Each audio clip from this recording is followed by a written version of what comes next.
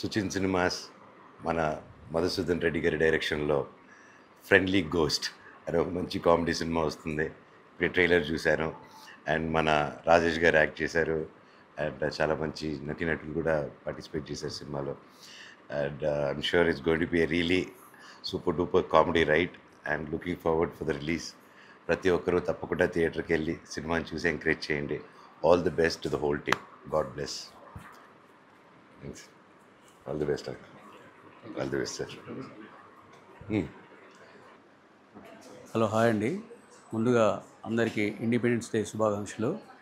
ఈరోజు మా friendly ghost అనే మూవీ మంచు మనోజ్ గారి చేతుల మీద టైటిల్ లాంచ్ చేయడం జరిగింది.